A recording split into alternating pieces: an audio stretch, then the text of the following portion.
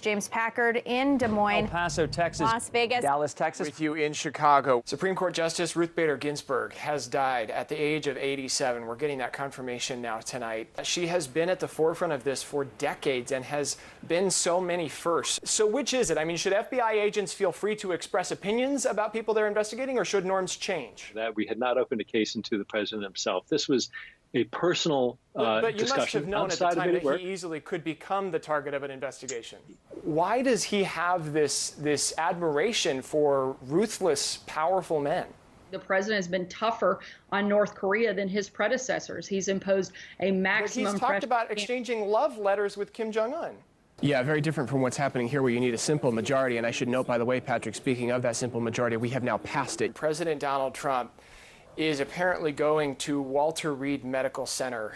This is obviously not the kind of news that is good when you know he has a deadly virus. Typical that the president flies in a two-helicopter formation like this. Only one takes off from the south lawn of the White House, meets up another, and flies the duration to the president's destination, often it's Joint Base Andrews, for a trip somewhere in this country or abroad for diplomatic reasons.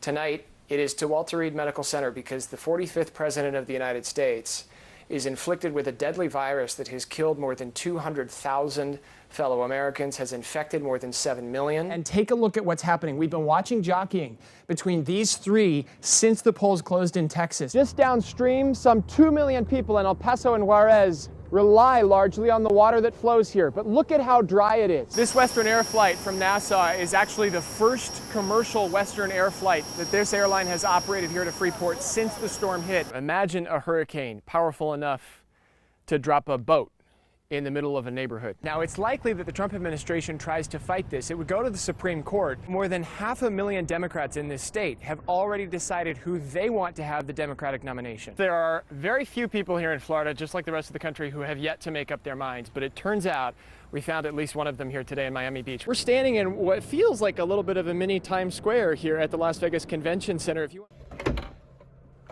For the first time in almost 5 months, I'm on my way to the airport. Hey, thanks very much, I appreciate it. And for the first time ever, I'm worried the trip might come with a deadly infection. Picture this. It's 6 a.m. and you're up for a flight. For the first time, you've even packed a face mask. But what awaits you at the airport and on the plane? This is every United flight in the air? Yep. This We're moving about 540,000 customers today. is the belly of the beast. So each one of these horizontal lines here is a different plane. Yeah, each one is an airplane. It may not look it, but you're witnessing a great big dance. As it stands, no law even attempts to keep the virus off the plane. Is there anything that's stopping someone who knowingly has coronavirus from getting on an airplane? No. With an exclusive here, our James Packard has obtained new audio of the CEO of American Airlines talking to his employees about social distancing on the planes. Now, Newsy has obtained audio of American CEO telling employees social distancing isn't even an option. I mean, we all have to acknowledge that social distancing is not something we can provide very well as an airline. American Airlines Pilots Union says it's being shut out. Safety experts denied access to a 737 MAX simulator. Might you also bring suit against the FAA? Yes. Are you actively working on that? Yes. Will you?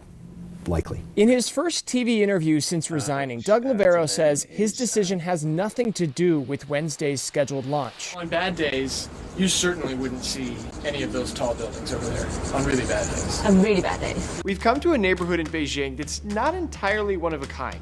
It's called a Hutong, a rundown district of China's capital that's been recently rejuvenated with an influx of young, ambitious, culturally aware residents commonly called hipsters. Everything is numb right here. This is the mild kind. Fine. So I'm a wuss. Oh, that is giant. This is the American size, the super size. It's only about a 20-minute stretch of highway between these two communities, but in 2016, this stretch of highway inverted the presidential election results. Electronic or otherwise, have you ever seen a tool that the party has of this scale that can help you get the word out? He's there. He's controlling the Senate. How do you bridge that gap? Cory Booker got a delegate here tonight. This group on the other side of the room from me came together from a bunch of non-viables. That included Joe Biden, that included Amy Klobuchar, that included Andrew Yang. What is it, midnight almost here in Des Moines, and we still don't know who won this thing? But there has to be that through line from taking the high road or going high to what that actually looks like in terms of practical policy. 2 boards in 60 minutes at 3:02 p.m. and it's directing me to the right. Your information moves with you. So I'm seeing this in Spanish now. I'm seeing it in Chinese. Pedal to the floor, and we're off Do you have any Fleetwood Mac? on a virtual race to beat the competition. You require your test subjects to sing along to the music? But this is no video game, Oh, okay, so there goes the music. and the opponent isn't on the track. 95 miles an hour.